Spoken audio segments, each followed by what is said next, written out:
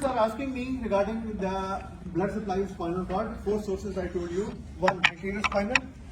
Then you have two vessels on the back. Posterior spinal. 2 vessels again. Then we have segmental arteries, and then we have Adam-Viscous artery, which is a branch from abdominal aorta. Okay, it has a great variation. It can vary from abdominal, the upper part of abdominal aorta, middle or lower. But it's usually, I'm not saying always absolutely, I'm saying usually from the abdominal aorta. So what is the nut for two lumbar? What is that? Nut for the second lumbar. That is the location. Left second lumbar artery maybe. And then, so it has a very big variations. This specific branch has very large variation. So it can arise from, usually it is arising from abdominal. Theoritical are the same as segmental?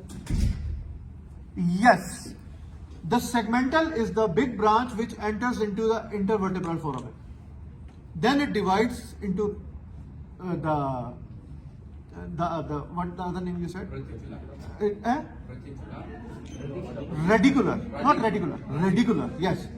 The one entering, this is intervertebral foramen. The one entering into the intervertebral foramen is the segmental artery. Now it will divide into radicular branches. Anterior, posterior, and they will anastomose with anterior spinal branches of posterior spine. Good? Thank you. Okay, Assalamu alaikum. Let's start another one. You know most of the things from the skull, okay? Yes. We have done it previously with you. Carotid foramen. Yes, carotid foramen, lacerum, ovale. Yes. So, just at that time, we showed you from here. Today, I will show you from here. Salas. Okay? So, let's make life easy. How was the lecture yesterday? Do you understand? And Yes. Okay. Okay, Bismillah. Cranial cavity. What is cavity? If I do it like this, if I cut and remove this structure, which is known as vault, the remaining is known as cavity. It has various bones. Bismillah. It has various bones. Frontal bone. You know most of the things. I will go quickly. Frontal bone, ethmoid bone. I have given you the colors. Sphenoid bone, lesser wing of sphenoid, greater wing of sphenoid, body of sphenoid, with a sphenoid sinus, of course, inside.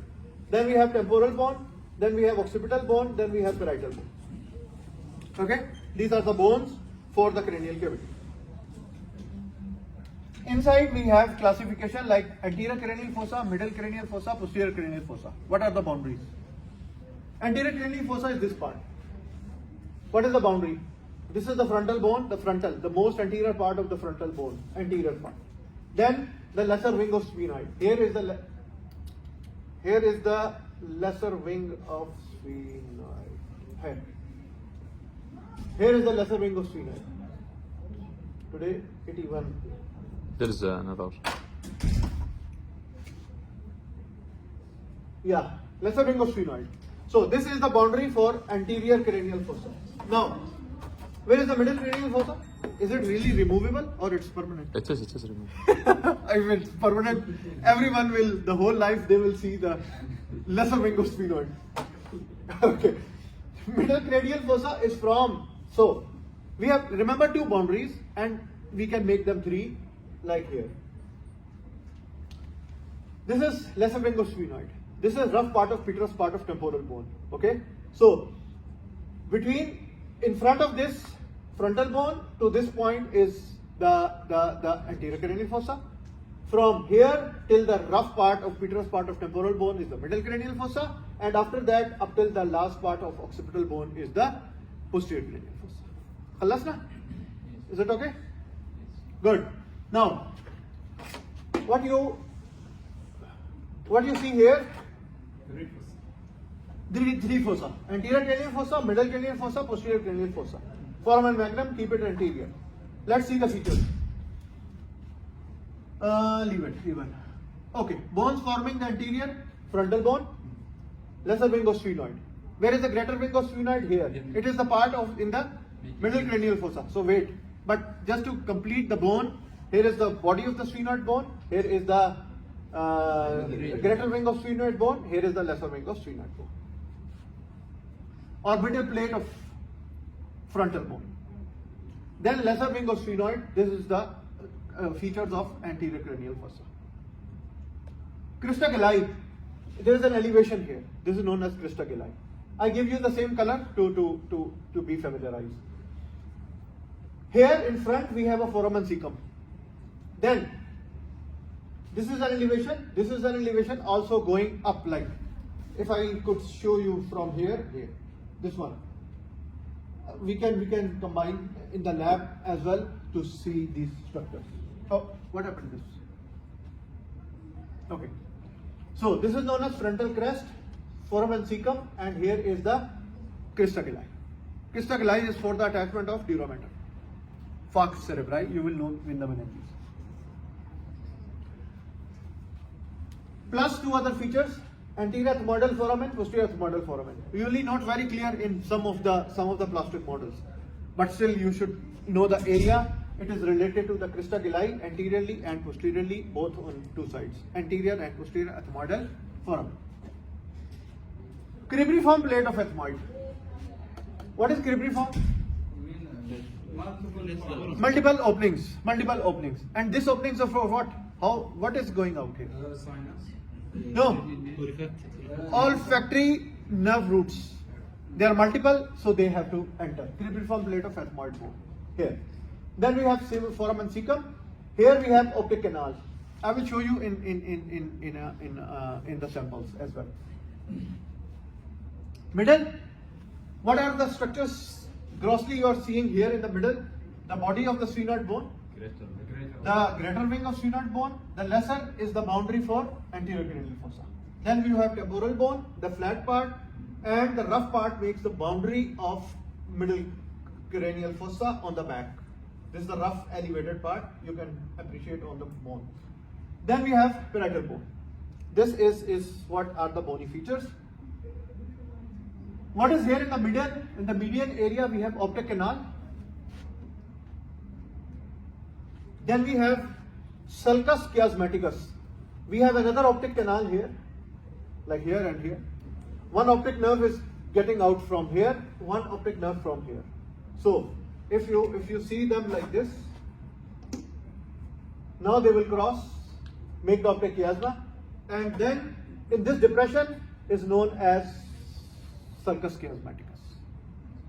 What is chiasma? Is the cross section. Is the takate khatar between two nerves. Here is one optic nerve, here is another optic nerve. They don't go straight like this, they mix. This intersection, this connection is known as optic chiasma. And to lodge, for the presence of this, we have a sulcus.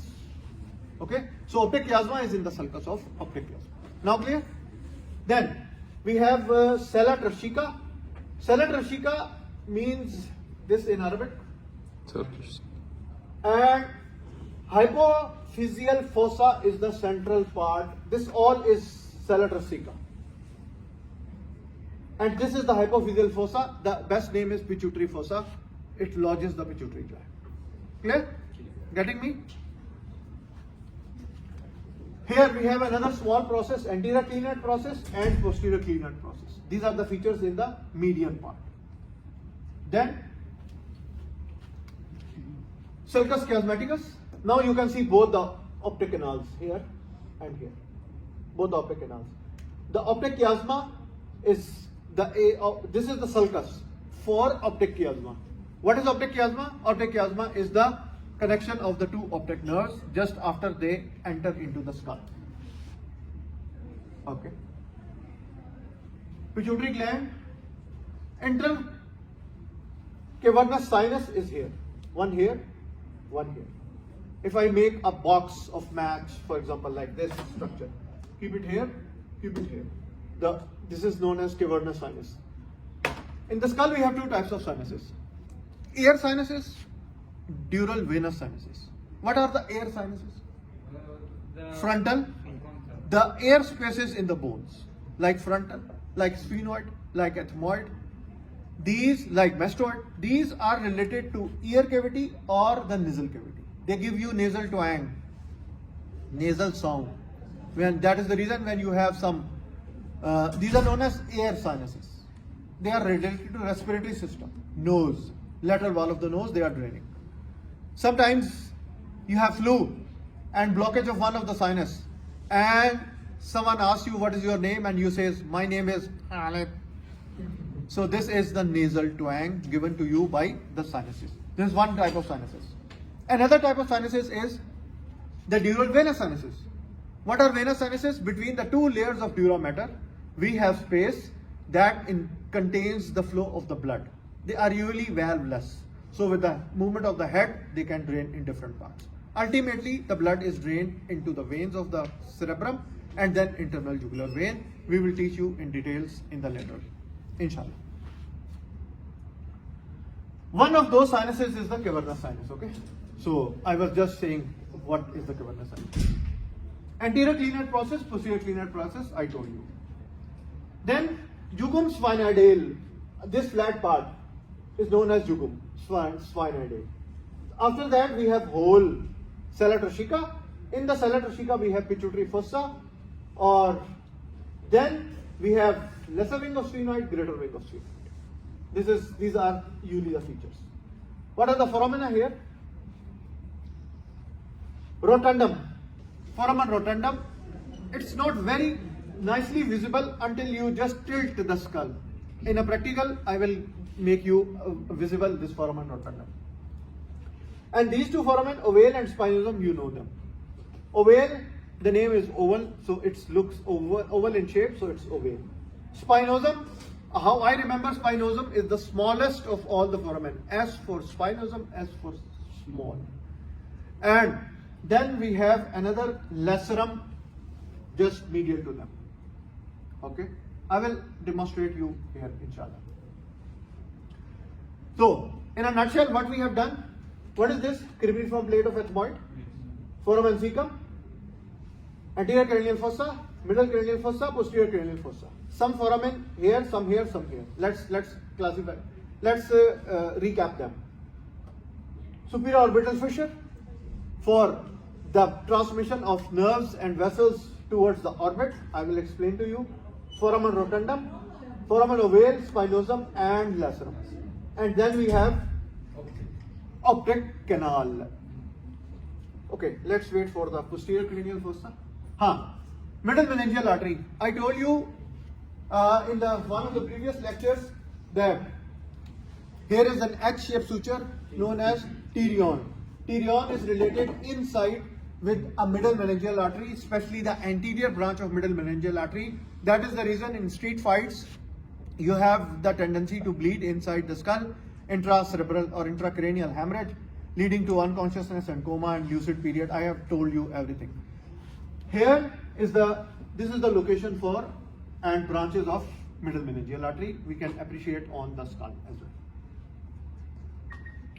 Petrous means rough part of temporal bone. Here is the rough part of temporal bone. This is the greater wing of sphenoid. This is an elevated part. You can appreciate there in a couple of minutes. I will do it.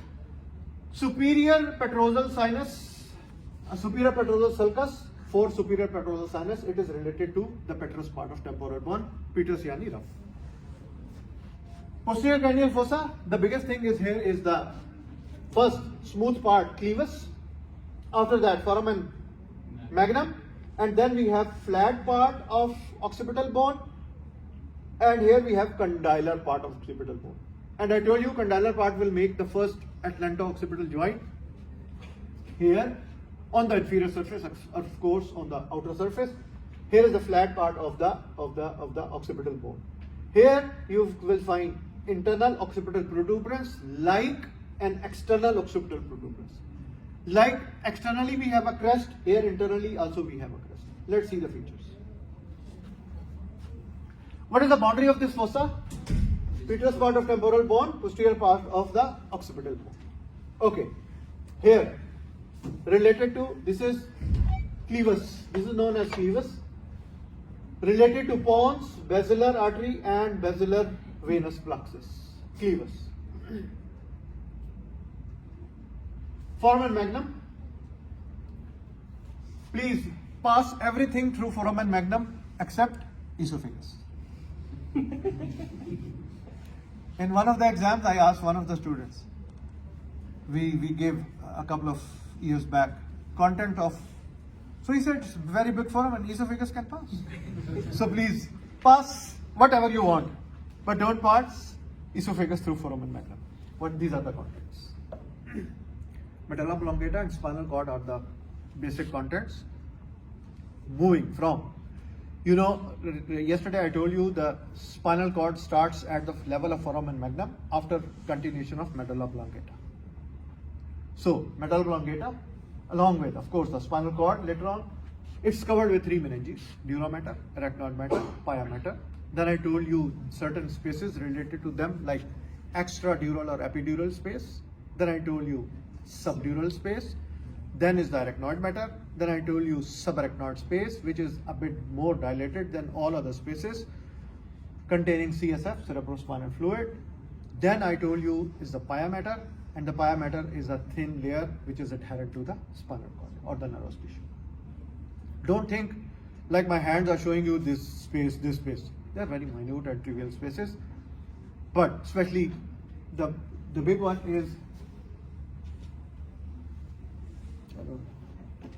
is the subarachnoid space, which contains the CSF. You have to remember the contents, okay? Okay, internal occipital protuberance and internal occipital crest. Here is the protuberance, here is the crest. Similar we have on outside. Here we have a depression, transverse sulcus, for transverse sinus. Sigmoid sulcus for sigmoid sinus. Here, what are the foramina we have? Internal acoustic or auditory meatus on the rough part of petrous part of temporal bone. Here we have external acoustic meatus, the outer ear. External acoustic meatus. Here, internal acoustic meatus. After external, we have external ear, the made of cartilage and skin and others. Then we have middle ear. Then we have inner ear. From the inner ear, we have vestibulocochlear nerve, which will come out of this one, internal acoustic meatus. Then we have jugular and carotid. It's not visible here, but there must be one carotid. And here is hypoglossal canal. Okay, revise them all. Optic canal, superior orbital fissure,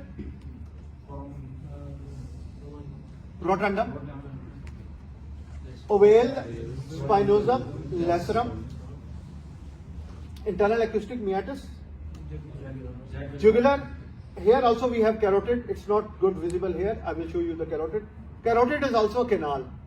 When I say canal, most of the foramen are like just open like, and a structure is passing through and through. That is the reason I can see through the foramen, or I can pass. Carotid canal is not straight. Carotid canal is curved. Because it's curved. Yes. So, if in a real specimen I pass a wire, it may enter the skull in the carotid canal. But don't expect a canal like through and through like a foramen. No. It is a canal and it's curved, so I may not be able to pass a wire through. So they can have different areas on the inner side and the outer side, and I will show you. Don't worry. Vertex is the highest point of the skull. Bregma is the connection between this suture and this suture. Name: sagittal coronal suture. So here, bregma. And I told you in the children we have anterior fontanella at this place, which remains there for 9 to 18 months, and it takes time to close. It's a very good sign in children only, or newborns. It's a very good sign to find depression, dehydration, or increased intracranial pressure, because it will bulge out. Good. Similarly, we have lambda here, which is a connection between sagittal suture and lambdoid suture. Okay. Inside the vault. This is outside the vault. Frontal bone, two parietal bones, one occipital bone. and their sutures. Parietal foramen. Okay. What is inside this cap? Try to find the sutures first and then you will be oriented. Coronal suture, I make it red. Sagittal suture, sagittal suture, coronal suture, lambdoid suture. Bregma, lambda. Parietal foramen, as I showed you here, two parietal foramens. Now I'm showing you the inner side, so two parietal foramens. Good? Plus you can have some impressions, like these are the impressions of the branches of certain arteries. Sometimes the most prominent is usually the middle meningeal with anterior and posterior branches. Here are the granulations. They are known as arachnoid granulations. They are some impressions, not openings, impressions. These impressions are for arachnoid granulations, which are there for reabsorption of CSF, mostly related to the sinus in the middle here, sagittal sinus, superior sagittal sinus. And you will read it about it in the meninges and CSF. This is how it looks like in a original sample. You can see certain blood vessels, especially meningeal blood vessels. You can see or appreciate the sutures and maybe one here parietal foramen on two sides. This is just to remind you the presence of middle meningeal artery in relation to pterion. Where is pterion? Here is pterion. H-shaped suture. So this is usually related to the anterior branch of middle meningeal artery, which is a risk factor for street fights and bleeds.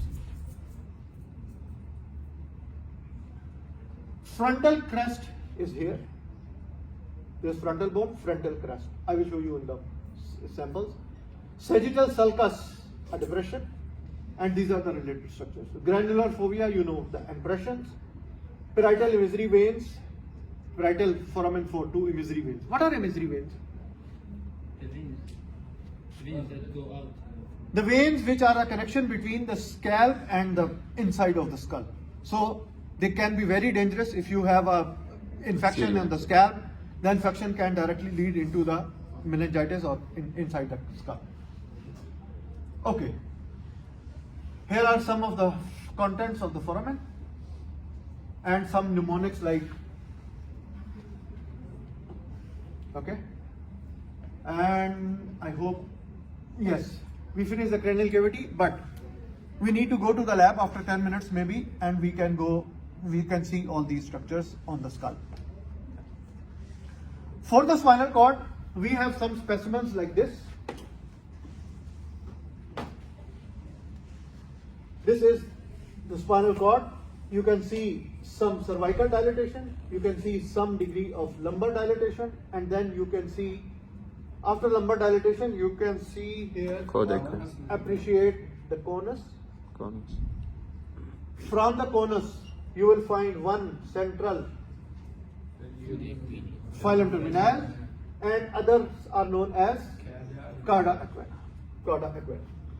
I have this specimen arranged from another lab. I hope it's available now in our lab. It was on the way. So I hope it will be available. I will show you. These two layers, you see like open areas. This is the cut part of dura mater. It was like closed. We have opened it to show you the cord, and I will show you it there, inshallah. Here in this, we have cervical vertebra. This is the start of the spinal cord. We can see in the models as well. Then the three layers, dura mater, arachnoid mater, pia mater, we may be able to appreciate there in the lab. This is a very important picture to show you. Lateral horn. Lateral horn plus. Dorsal. Try to appreciate first what is anterior, what is posterior. Where is Is the anterior. How to find fissure?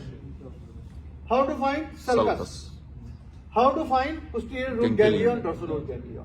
So this is a very good picture to show you the spinal cord. This is the grey matter.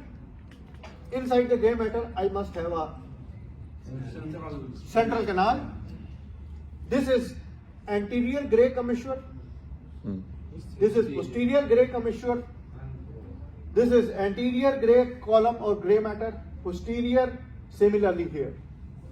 Here is the start of anterior roots. Here is attachment of posterior roots related to posterior root ganglion. From this midline till this sulcus where these nerves are coming out, we have anterior white column. Between this sulcus and this sulcus for posterior root, we have lateral white column, and here we have posterior white column. White columns are there for transmission of certain tracts. You must be knowing in histology and others, physiology. Okay? What other structures are visible? This is possibly this one. Lateral. See, posterior horn, anterior horn, this is possibly a lateral horn in this case. We can have certain other specimens down in the lab. If present, I can show you the lateral horn. And the lateral horn is extending from T1, ila T12, all of them. Oh, next, L1, always, L2, almost always, and L3 sometimes. So T1, 12, all of them, L1, L2, and sometimes L3. This is known as thoracic outflow. This is also a good one to show you a lateral horn. Anterior horn, posterior horn, lateral horn. Central canal, anterior commissure, posterior commissure. Anterior white, lateral white, posterior. Anterior root, posterior root. What is this structure? This is the spinal. This is the spinal nerve. Soon formation, it will divide into anterior branch and posterior branch. We also call them as rami, Rami. anterior ramus, posterior ramus. Thank you. يرونكم. What is the time now?